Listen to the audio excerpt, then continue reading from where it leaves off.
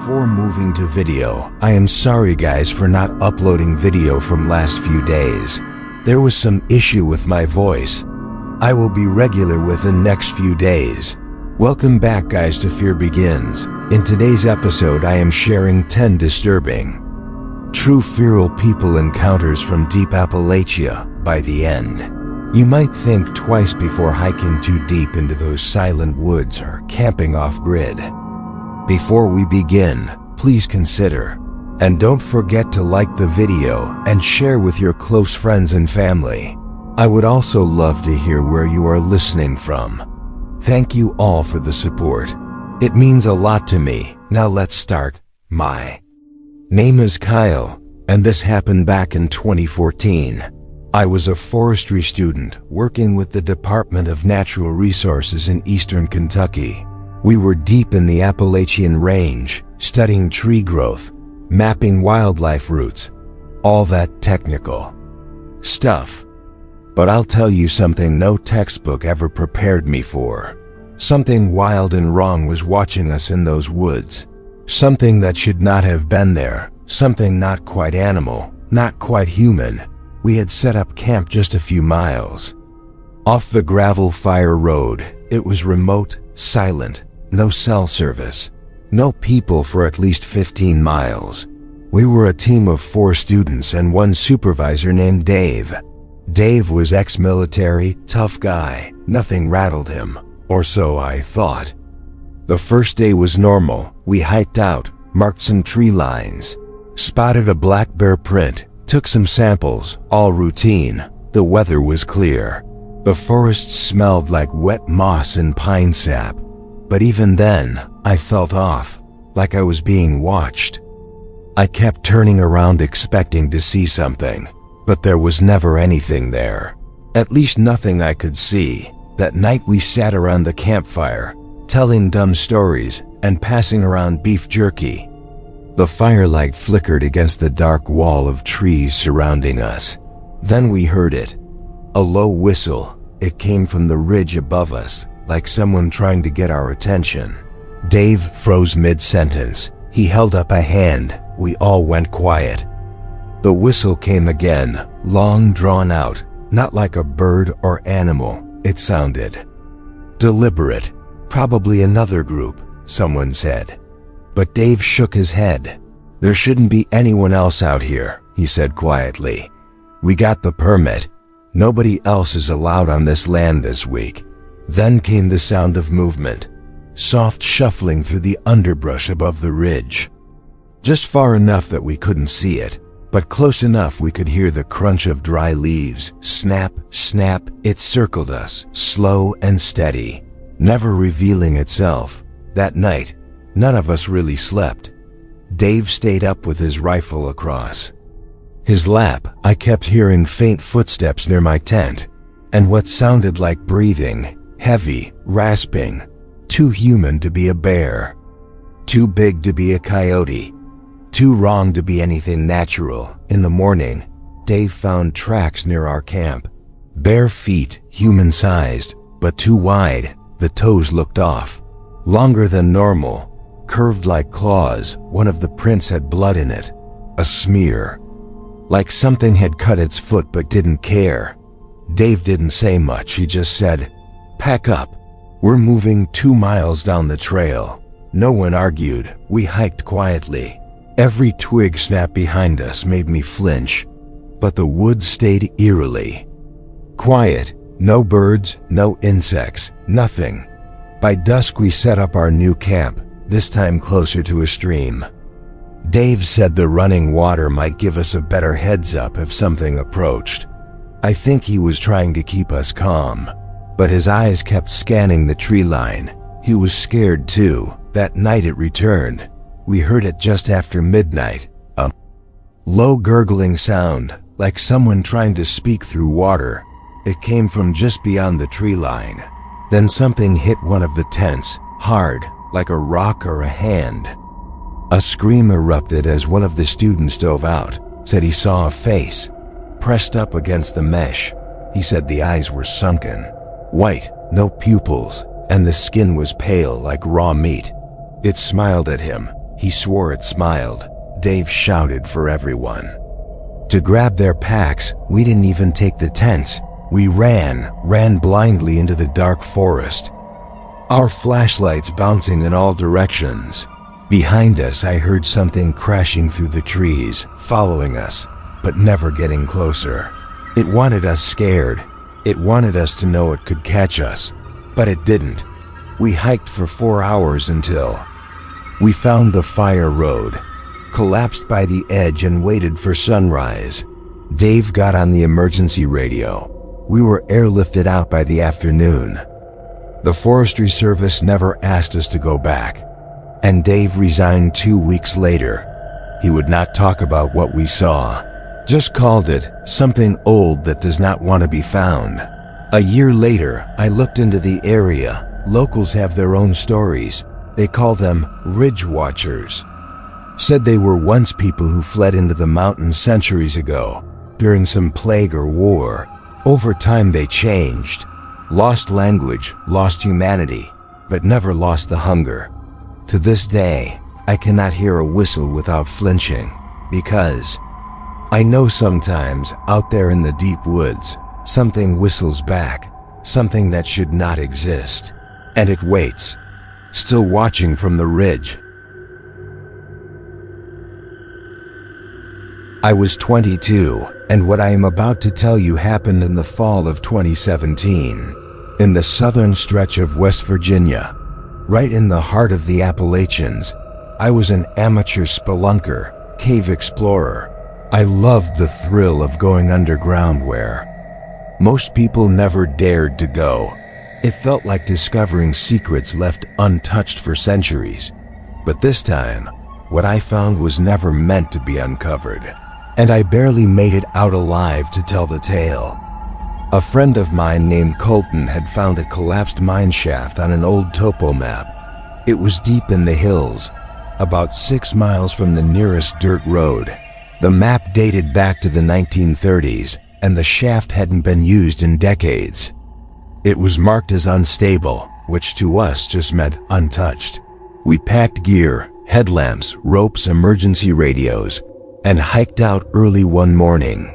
It was beautiful. Orange leaves, crisp wind, the kind of day where the world feels wide open. We reached the entrance around noon. It was hidden behind thick vines and some rusted sheet metal. Definitely hadn't been entered in years. The opening was tight, barely wide enough to crawl through. And after 30 feet of squeezing down a jagged slope, it opened up into a huge cavern, bigger than we expected. The air was damp and old, heavy with that earthy decay of time. We dropped our gear and started exploring with headlamps. There were old rail tracks, broken crates, tools rusted to nothing. But it was what we found deeper inside that still keeps me awake. That thing, that woman, about an hour in. Colton wandered off toward a tunnel marked with a red X painted decades ago. I told him it probably meant, "Do not enter." But you know how people are, curiosity kills. He called back that he found something. His voice echoed weird, like it was bouncing around a much larger space than we expected. I followed him in, and that is when I saw her at first. It just looked like a bundle of fabric sitting in the dark. But as I got closer, I realized it was a person. Kneeling in the corner of the cave, long stringy black hair hung over her face. Her limbs were too long, her hands, pale, thin, wrapped tightly around her knees. She looked like she had not seen light in decades.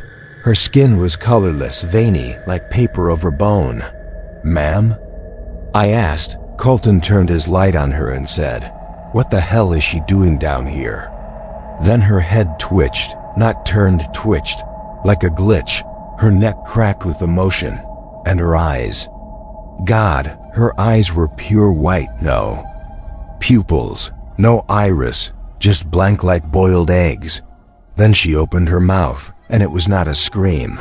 It was a click, a wet, violent clicking noise, like someone trying to speak but all the words were broken. The noise echoed down the tunnel, and we heard movement behind us, fast crawling movement. Colton panicked and ran.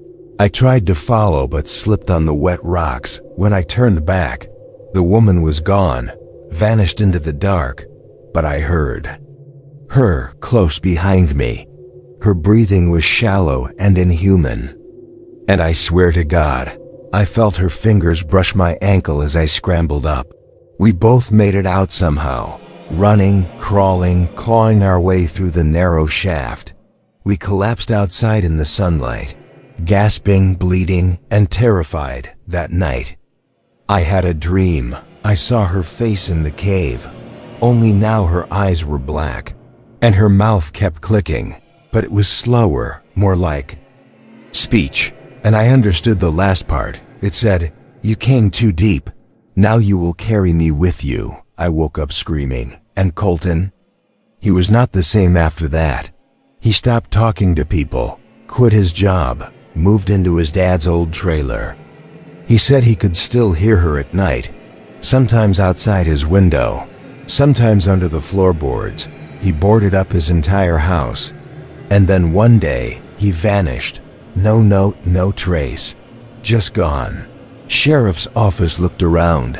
They found scratch marks under his trailer, deep into the dirt, like fingernails clawing upward. Locals say there are women in the hills, women who were buried alive by mine collapses, or went mad waiting for their husbands to return. They say they went feral in the dark, became something else, something hungry. They live in the deepest parts of the caves now, where the sun has never touched, feeding on what stumbles in, or what they call to them. I do not go underground anymore, not after what I saw. And I never go near that hill again, because in the silence, I sometimes still hear the clicking, and I know she is waiting, still crouched in that dark corner, still whispering with broken words, waiting for the next voice, the next soul, and one day, she might come back out. I was 24, fresh out of college, just trying to escape the noise of everything. So I took a job in a place most people avoid, a conservation project in rural Kentucky, right at the foot of Miller's Creek, deep in Appalachian land, miles from any real town, a quiet, forested region where the fog clings to the trees and the sun never quite reaches the floor. It was beautiful, peaceful, but something about the silence out there never felt right. And after what I experienced, I will never set foot in those hills again. The job was simple: survey wildlife patterns, document water flow, track invasive species. Nothing exciting, but it gave me time to breathe, time to be alone. I was living in a small ranger cabin, no cell service, no internet, just an old radio and a dusty set of local maps that had not been updated in decades. Locals from the nearest town, a place called Raven Hollow, told me to stay on marked trails and never wander past the old fence line near Miller's Creek. They were real serious about that last one. An old man at the diner even grabbed my wrist and said, "You hear whistling at night? Don't whistle back." I thought he was just being dramatic, but now I know he meant it, every word of it. It was my third week in mid-October when I saw him for the first time, the pale boy. I was walking the creek bed, logging fish migration data, when something caught my eye up the ridge. At first, I thought it was a deer. Pale skin, thin frame, but when it stepped out from the trees, I froze. It was a boy, could not have been older than 10, but he was gaunt, all limbs and bones, wearing what looked like shredded old clothes. No shoes, no expression, just standing perfectly still with wide black eyes, watching me. I called out, "Hey, you all right?" No response. He just tilted his head slowly, like he did not understand the question. Then he dropped to all fours and darted back into the woods, fast, too fast for any normal kid. I climbed the ridge, tried to follow the trail he left behind. But the moment I crossed that old rusted fence line the locals warned about, the woods changed.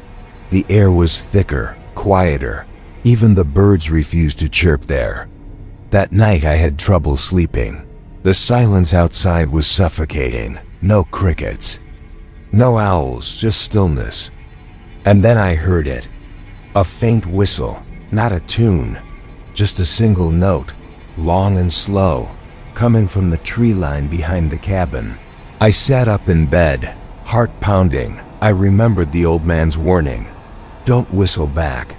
But something in me, curiosity, stupidity, instinct, I do not know, I whistled back immediately.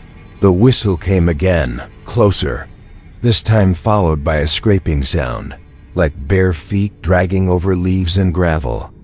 I grabbed my flashlight and shined it through the back window, and there he was, standing just beyond the trees, the same pale boy, motionless, staring at me with that expressionless face. His mouth opened slowly, and the whistle came again. But his lips never moved, like it was coming from somewhere deeper, inside him or behind him. Then he did something that paralyzed me. He smiled, a slow, stretched grin that looked wrong on his small face.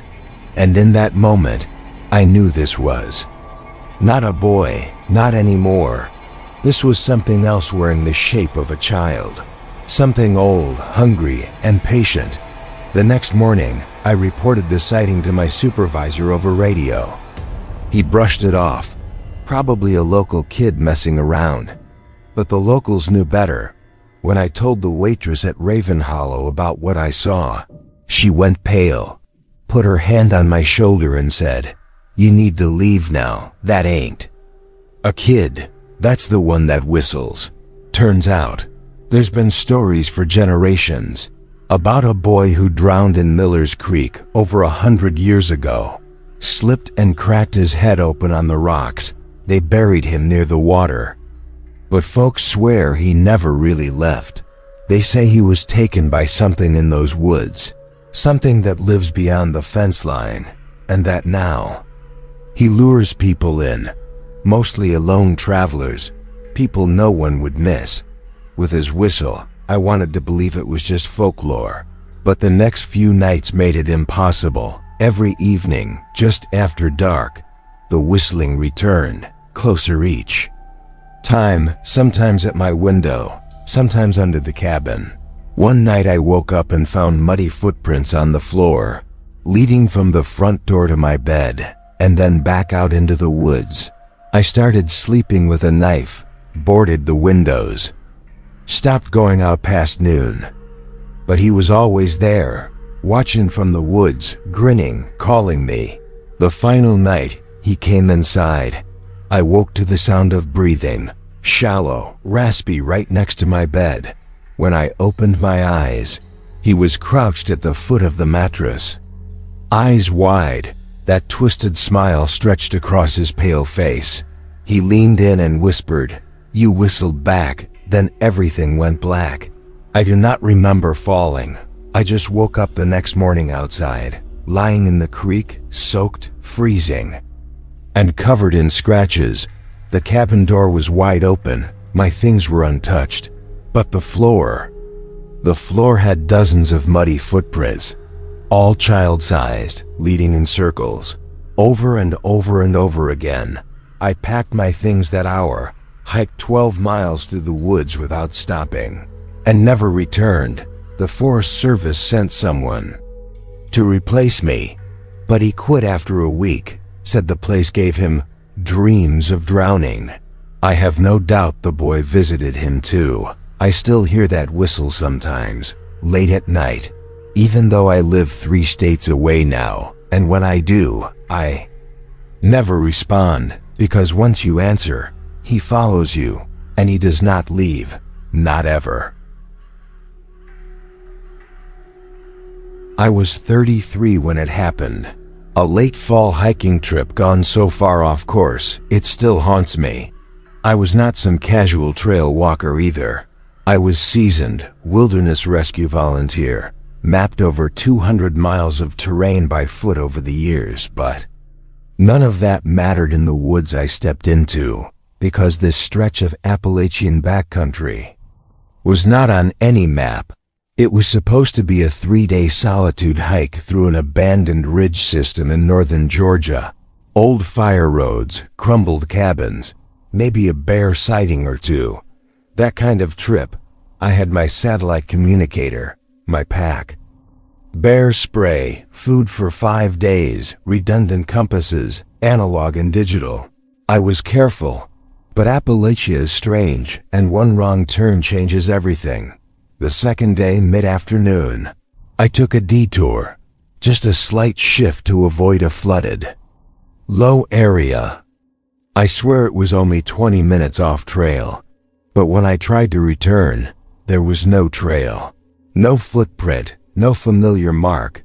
I could not even backtrack my own boot prints, like the forest had swallowed them whole. I was calm at first, followed elevation down, set up camp early, figured I would reorient in the morning, but that night, things felt wrong. Around 2 a.m., I heard the first snap of a branch, then another, not animals. These were heavy, purposeful, circling me, but never showing their faces. Then I heard breathing, deep, rattling breath just beyond the tarp, followed by a sound that still wakes me up at night, clicking, like bone tapping on bone, fast, intentional, deliberate. I grabbed my flashlight and shined it into the dark, and that is when I saw it, just for a second. 2 figures standing side by side in the trees, tall, gaunt, bare-chested, even in the cold, their ribs visible through pale, almost bluish skin, long matted hair, eyes reflecting yellow like an animal. But worst was how still they stood, like statues, until they both dropped to all fours at the same time and vanished into the brush without a sound. I did not sleep. I waited for morning and packed everything in record time. Started walking fast, not running, not yet, just fast enough to feel like I was getting somewhere, except I wasn't. The terrain never changed. It was like looping the same half-mile over and over again. The same fallen log, same twisted birch. Even when I veered hard left or right, the forest repeated. It felt like I was inside something. A trap, designed to confuse and exhaust. By mid-afternoon, I tried using my satellite beacon. It would not connect. Sky was clear. Device had battery, but no signal, not even static. Like something was blocking it. That night I made no fire. I slept with a knife in hand. Woke up twice to the sound of laughing. Not human laughing. Something was mimicking it, mocking it, and then came the voices. Dozens all around me. Whispers in tones that sounded close, but words I could not understand. Children's giggles 1 second, then deep, rumbling growls the next. At dawn I decided to run, all caution gone. I did not care about the pack, just the basics and my legs. I ran until my thighs burned and lungs felt like fire. And then, out of nowhere, the forest opened up, like a wall I had walked through, and suddenly I was back on the original trailhead. My truck was there, exactly where I left it, battery untouched, tires fine. Even the snacks I had left in the console were still warm from the sun. But here's the part that really messed me up. When I checked my watch, only 2 days had passed, but I had been in there for 6 days worth of food gone. Beard growth, weight loss, muscle fatigue. My body told the truth. Time had passed. But the world had not noticed. I went to a clinic after. Blood tests came back showing extreme malnutrition, mild dehydration, but no infection. No wild animal scratches, just a story no one could verify, and eyes that stared too long into the dark. I have not hiked since, and I never will, because those things, whatever they were, They were not lost. They were waiting. And I believe that stretch of the forest is not for us. It is theirs. And they let me go only, so I would tell you to stay out. I was 28 when I got stuck in the root cellar. This was not some tourist camping trip or YouTube survival stunt. This was real, raw, and it almost killed me. I was staying in an old family property deep in rural West Virginia, inherited from my great-uncle who passed without a will. A rotting old homestead with no neighbors for miles. The kind of house that was never on Google Maps. The kind where even the locals will not drive after dark. I had taken a week off work, brought tools, supplies, planned to patch it up a little, and assess whether it was salvageable. There was no power, no cell signal, just an old hand pump for water, creaking floors, and a feeling I could not shake, like the woods were watching me, judging if I belonged. First 2 nights were fine. Cold, quiet, but manageable. Third night is when the scratching started. From under the floorboards, not mice, too slow, too deliberate. Like fingers dragging across the beams under my mattress, and then a thump, like something pushed up from below just once, enough to shake my cot. I tried not to panic, grabbed my flashlight, and checked the crawlspace access. It was latched shut. Heavy dust, no signs of entry, but I could feel the air down there, wet and stale, like something had been breathing in it for far too long. I decided to sleep in the truck that night. Just in case, come morning, I went out back to check the old root cellar. The door was cracked open, just barely, and the padlock split clean in half like it had been bitten through. That should have been enough. That should have been the sign to leave. But I was curious, too damn curious. I grabbed a lantern, drew my knife, and stepped down those damp stone steps. The air turned colder with every step, walls slick with moss, ceiling low, and the smell. Rotting meat, old wet dirt, and something else. Sweat, maybe human sweat, but old. Like it had soaked into the walls for decades. At the far end of the cellar, something moved. Not a rat. Too tall, too silent, and when I shined my light, nothing. Just shelves with broken jars and collapsed crates. But then I heard breathing, slow and ragged, and I saw fingerprints in the grime on the back wall, long, thick smears, like someone had been clawing at the stone from the inside. I turned to leave and the door above slammed shut. The lantern flickered, and something growled, low and guttural, not loud, but close, right behind me. I turned fast and saw 2 eyes reflecting in the dark, not glowing, just wet and wide, staring without. Blinking, then a hand, long and thin, with too many knuckles, reached out from behind a collapsed shelf and gripped the wall. It pulled itself closer without stepping, like it was dragging its body across the floor. I backed toward the stairs, started shouting, kicked at the door from underneath. Wood splintered, but it would not give. I felt fingers brush my boot, then grab it, tight, cold as stone. I kicked and screamed until I got loose. Ran full force into the door until the rusted hinges gave out, and I burst through into daylight. I did not stop running, not for the house, not for the truck. I ran down the mountain road for 2 hours until I flagged down a local logger. He asked if I had seen the things that live under the old Milner place. I told him everything. He did not seem surprised, just shook his head and said, "You're lucky they let you go. Sometimes they get curious. Sometimes they keep what they find. Sometimes they replace it with something else." I never went back. The deed is still in my name, but I do not claim it. That house belongs to them now, to whatever feral lives beneath those rotten floors. And if you ever find yourself near Milner Hollow and you hear tapping from below, Do not answer, do not knock back, and for God's sake, never open the cellar. I was 19 when I made the worst decision of my life, taking a shortcut through Devil's Pike, that strip of twisted back road cutting through a forgotten stretch of Appalachia. Locals called it the Gap, a narrow one-lane trail winding between cliffs and dark forest. No lights, no guardrails, just miles of broken asphalt where cell signal died and the trees grew too close.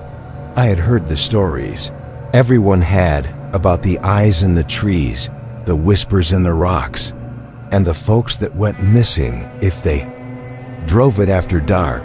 But I was late, trying to get home from a college friend's cabin in Kentucky.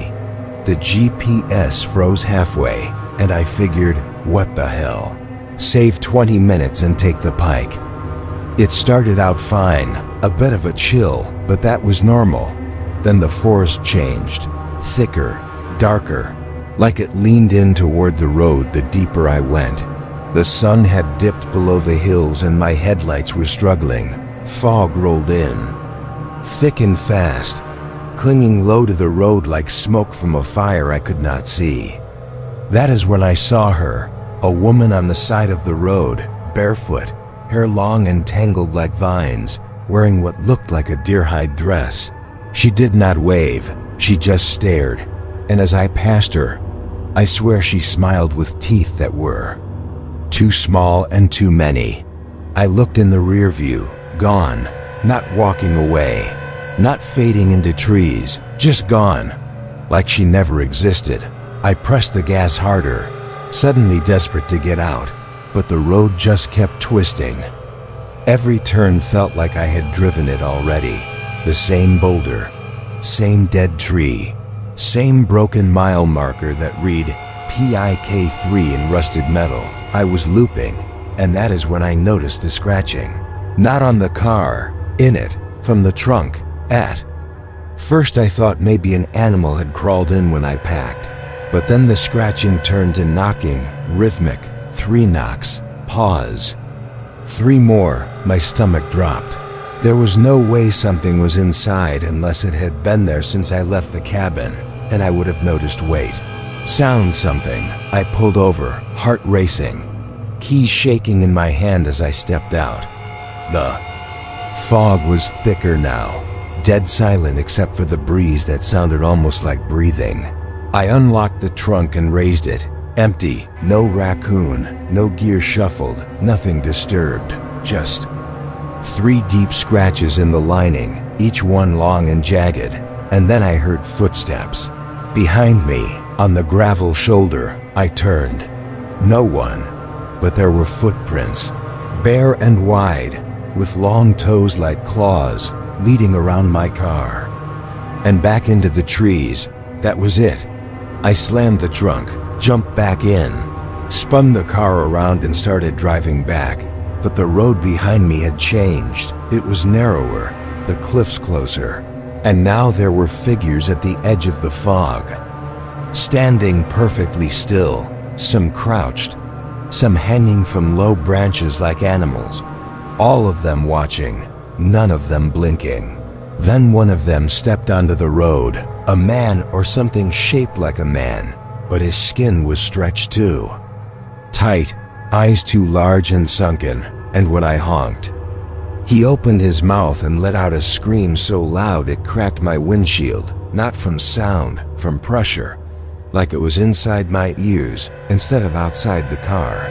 I swerved around him and kept going. The road dipped, then rose again. My tires hit something soft, like fur or meat, but I did not stop. I could see a light now.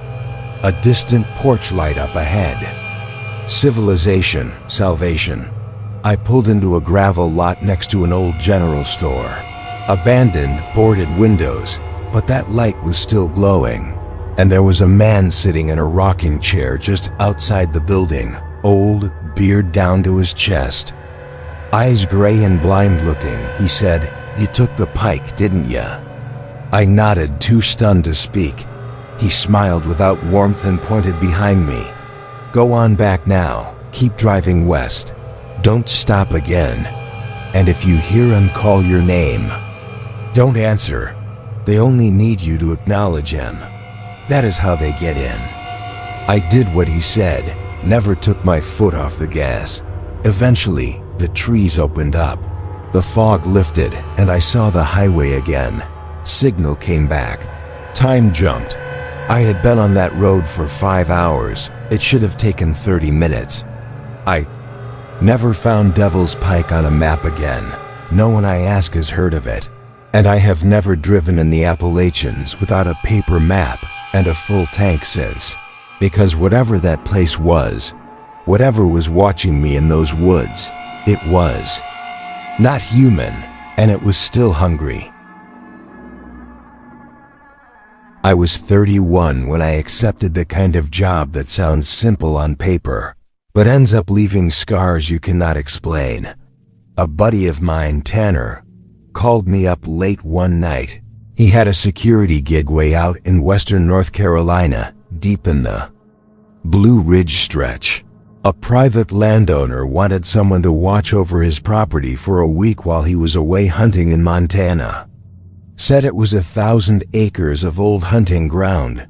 No buildings, just a cabin and a few trail cameras. No cell service, no neighbors for miles, nothing but trees, cliffs, and stillness. I had been laid off from the railroad 2 months earlier. Bills piling up.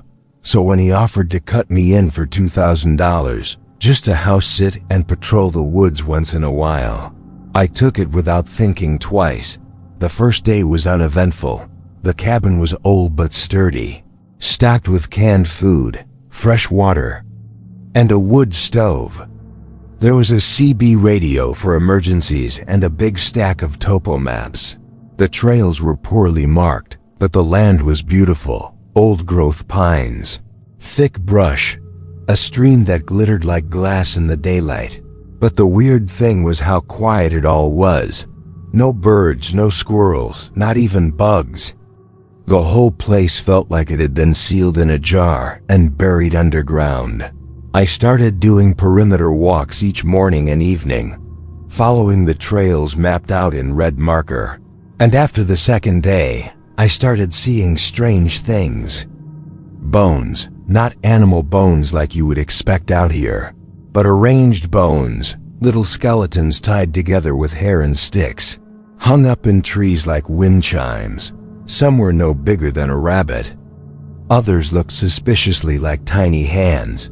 At first I thought some local kids were messing around, or maybe it was part of some backwoods tradition. But then I found a camera, one of the trail cams, about a mile out from the cabin. It had been smashed, like someone took a rock and beat it to pieces, and next to it, in the mud, were bare footprints, wide, flat, with thick toes and deep heel impressions, like someone walked through with 100 pounds of pressure behind each step. And no shoes. I radioed Tanner. He laughed, said I was just spooking myself. That locals talk about feral families out in the Blue Ridge all the time, but they are mostly legend, inbred holdouts from 100 years ago, living off the land, afraid of the world. I did not laugh, because later that night I heard breathing outside my window. It was slow, heavy, like a dog with a collapsed lung. I killed the lights and crept toward the glass, too afraid to shine my flashlight. And just as I peeked through the curtains, a face met mine, not touching the glass, but right in front of it, pale, scarred, and covered in patches of matted hair. Its eyes were milky white, the nose broken or missing, but its teeth, too many, some cracked sideways, all of them filed to points. It grinned at me, like it knew I was watching. I backed away, grabbed the shotgun from over the door. When I turned the light back on, nothing, just fog at the glass and a single bloody handprint, too wide for a man, too narrow for a bear. I locked every door and window. Did not sleep a second next morning. I followed the trail toward the smashed camera again. I wanted proof. But what I found was worse. More bones, this time in a circle, with small animal skulls pointed outward like a warning. And hanging in the middle was one of the other cameras. Still blinking, still recording. I brought it back to the cabin and popped the SD card into the old laptop the owner left. The footage was grainy and dark, mostly wind blowing through leaves, until 3:23 a.m. That is when the motion sensor triggered and a figure stepped into frame. It was tall, maybe 6 feet 8 or more, thin but dense, wearing nothing but what looked like animal pelts draped over its shoulders. Its skin was pale and riddled with sores. Hair down to its waist in knots, but what chilled me was how it moved, not like a person, more like it was crawling inside the shape of one. Arms and legs jerking in the wrong rhythm, and behind it, 3 more followed. I paused the video and just stared. My breath felt stuck in my chest, because they were looking at the camera, not surprised, not curious. They were posing like they wanted to be seen, and in the last 2 seconds, one leaned in, whispered something, and though the mic barely caught it, I could make out the words, "You are already part of it." That night, I did not lock the doors. I barricaded them, moved the dresser in front of the front door, nailed the back windows shut, and kept the shotgun on my chest. I could hear them again, outside, walking, whispering in some guttural, slurred dialect I could not understand, but I swear it had rhythm.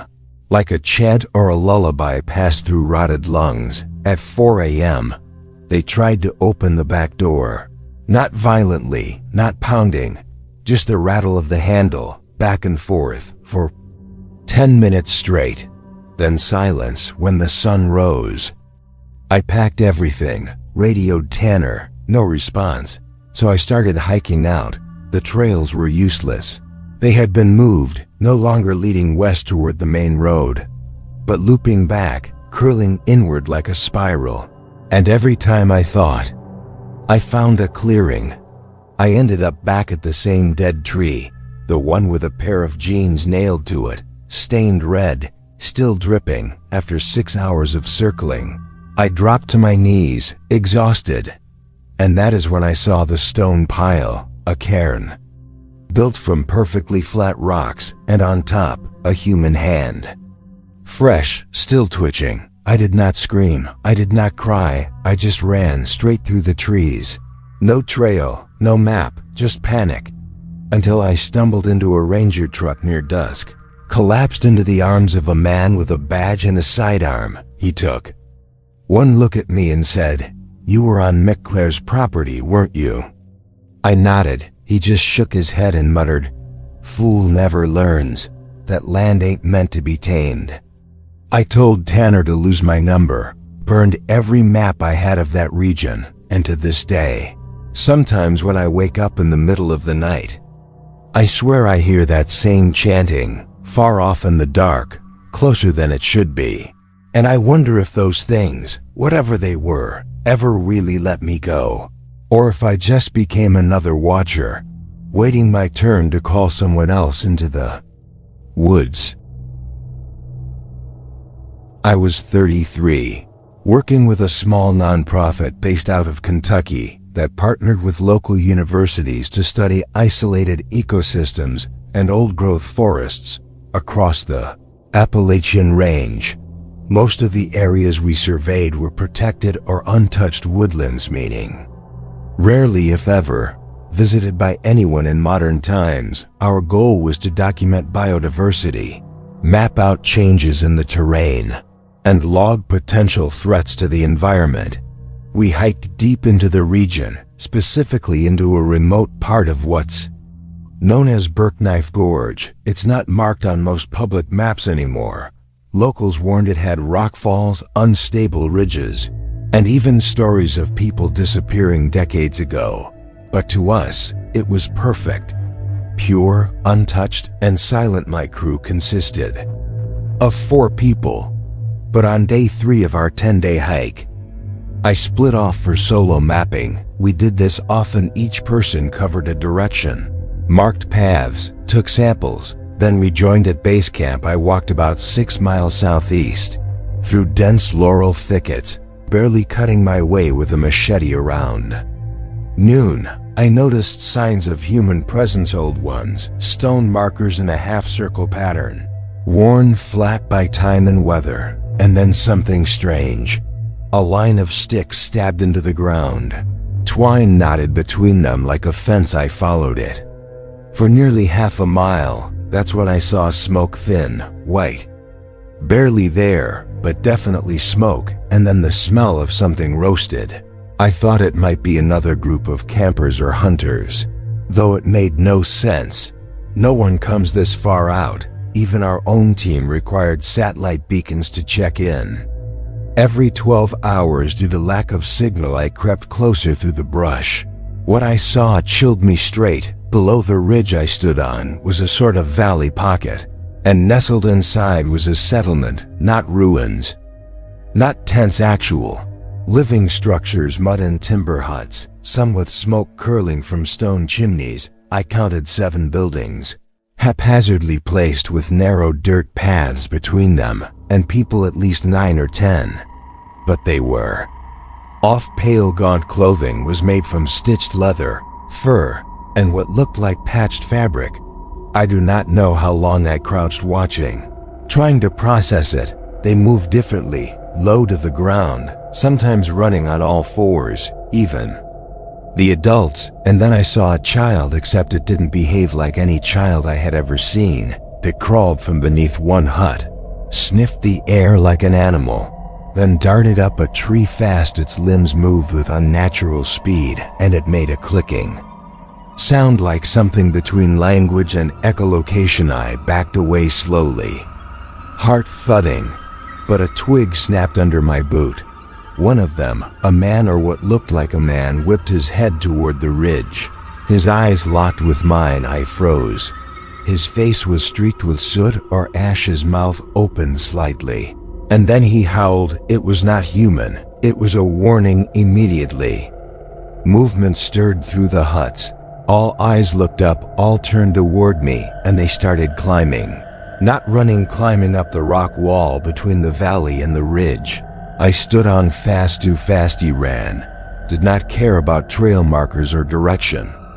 I just ran. Branches tore at my arms. I dropped my water pack. I heard them behind me, not yelling but whooping. A series of throat growls and yelps that made my bones shake. I finally reached the riverbed where our group had set base. I was bleeding, breathless. My teammates were stunned. I told them we had to leave. I tried to explain, but I knew it sounded crazy. One guy, Travis, agreed to go back with me the next day to see for himself. Against my judgment, I said yes. We returned to the ridge, same route, but when we got there, everything was gone. No huts, no smoke, no signs of habitation. Even the stone markers I first saw had been pulled from the ground, as if nothing had ever been there, except for one thing: a pile of bones, neatly stacked, and on top of them, my dropped water canteen. We hiked out that evening. Broke off the survey early, never filed that part of the report. Weeks later, I got a letter, no return address. Inside was a photo, blurry, black and white. It showed a woman, eyes pitch black, crouched inside a tree hollow. On the back was written, "You looked into our hollow. You will always be seen." I do not hike alone anymore, and I do not map what wants to remain hidden. There are tribes out there, deep in Appalachia, older than history, more primal than any animal, and they do not welcome maps or names or visitors. They watch, they wait, and they erase. I was 29 when I volunteered with a restoration project focused on historical religious sites, hidden deep in the Appalachian mountains. Most of them were abandoned chapels and frontier-era churches. My job was to photograph, record, and document the conditions of each building for potential historical preservation grants. I was assigned a location called Mount Grove Primitive Baptist. No real address, just GPS coordinates and a rough forestry trail that barely fit a four-wheeler. Locals warned me to avoid it. They told me that no one had stepped inside the building for decades. Some even claimed it was sealed from the inside. I hiked in solo on a late September morning. It took 4 hours of hiking and 3 creek crossings. The air grew colder the deeper I went. Not just shaded but heavy. Thick, like breathing through wet cloth when I reached the church. I stood frozen. It was still there, a one-room wooden structure. Its white paint peeled down to the bones. The windows were covered in thick soot, and the front door was nailed shut. Boards crossed it in an X pattern, each nail hand-forged. Old iron. I felt stupid, like I came all this way for nothing.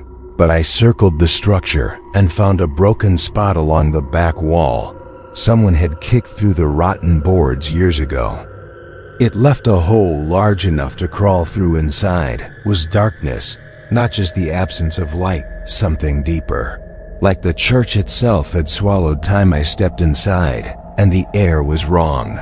Thick with mildew and something else. It smelled like dried blood and wet ash. My flashlight cut through just enough to show rows of benches, an old pulpit, and a large wooden cross lying on the floor.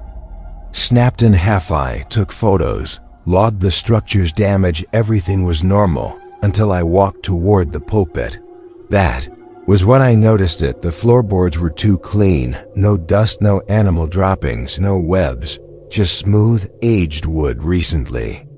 Walked on, and then I saw something worse. The walls were carved, not etched with scripture, but with faces, hundreds of them, each one different, each carved deep into the wood. Eyes hollow, mouths open in what looked like screaming. Suddenly, my flashlight flickered, and I heard movement not outside, below me. The floor creaked once, then again, slow, measured. I stepped back, and the noise stopped. I left through the hole. I came in fast, but something told me to set up a trail cam, just one facing the pulpit from a broken window. I left it, then hiked back to camp. Told myself I was overreacting. I did not sleep well that night. I kept hearing a wooden knock, like something tapping against my tent poles. But when I stepped outside, nothing was there. The next morning, I went back for the camera. I expected dead batteries or an empty card. What I found was that the camera was missing, gone, no tracks, no sign of struggle, but nailed into the front door of the church was my camera's lens, bent inward, as if crushed by a fist. I should have left. I almost did, but something inside me needed to know, so I crawled back in again. The air felt worse this time, hot like breath. The carved faces on the walls were smiling now. I swear to God they were. And under the pulpit, there was an opening. A square hatch in the floor, partially uncovered. The edges showed fresh drag marks. I opened it. Inside was a ladder, leading into pitch blackness and the faint sound of something humming. Not music, not words, just vibration. I climbed down 12 steps, then stopped cold. At the bottom was a room, circular, carved from stone, lined with bones. Human, animal stacked high in ritual patterns, and standing in the middle was a man, or what used to be one. His skin was stretched too thin, eyes pure white, mouth sewn shut with thread. He held something in both hands, my trail camera, still blinking. Turned toward me, slow and irony. Do not remember climbing the ladder. I just remember hitting the floor of the church, running full speed through the back hole, and not stopping for 5 miles. I never told the nonprofit what I found, but months later, I got an envelope in the mail. No name, no return address. Inside was a photograph, black and white, grainy. It showed the inside of that underground room. The man still standing, but this time he was surrounded by dozens of others, crouched, mouths sewn, all facing the ladder. On the back of the photo, a message was burned into the paper. "Come back. We remember your face." I quit the project, moved 3 states away, but sometimes late at night, I hear faint humming under my floorboards, and sometimes the walls feel like they are smiling. I was 41 when my daughter Melanie disappeared while we were hiking the Pine Ridge Trail. It was late October, cool and cloudy. The fog had rolled in like smoke off a dying fire. We were 3 miles deep, no cell signal, no other hikers, just the sound of our boots crunching through wet leaves. She had been quiet the whole morning, which was strange since she normally filled the air with questions. But that day, she kept staring off into the trees. I asked if she was feeling okay. She just nodded, then whispered, "They are watching." I thought she meant animals, maybe deer or a raccoon, but her face, pale and still, made something cold settle in my chest. We reached a clearing where the fog had pooled, thick and low. Melanie stepped forward, slowly, like something was calling her. I told her to wait, but she turned to me, smiled faintly, and said, "I have to go now," then walked straight into the fog. I ran after her, screaming her name, but she was gone, like the air had swallowed her whole. For the next 4 hours I searched, my throat raw from shouting, my knees muddy. I found no trace, no prints, no broken twigs, just silence. By the time the ranger arrived, the sun was setting. They searched until midnight, then resumed at dawn, still nothing. She was gone for 3 full days. No food, no water, no shelter. The temperature had dropped into the 30s. Everyone said it was impossible for her to survive. Then on the 4th morning, she walked out of the woods, clean, barefoot and smiling, like she had just woken from a long nap. The rangers were stunned. She was examined by medics. No bruises, no frostbite, just a strange burn mark on her chest. A perfect spiral. When I asked her where she had been, she said, "With the quiet ones." I pressed harder. She looked at me and said, "They live underneath." After that, she changed, would not eat meat, would not touch metal, and never slept through the night. She would stand at her bedroom window, whispering to someone unseen in the trees, sometimes laughing softly, sometimes crying. One night I asked her who she talked to. She said, "The man who waits in the roots." I tried to get help, took her to doctors, psychologists. None of them believed me. They said trauma, said children invent things to cope, but I knew better, because one night I followed her. She slipped outside at 2 a.m. Walked into the woods behind our house, fog thick and low. I followed barefoot, afraid she would disappear again. She walked slowly, deliberately, then knelt beside an old oak tree and whispered, "I am ready." That was when the ground opened.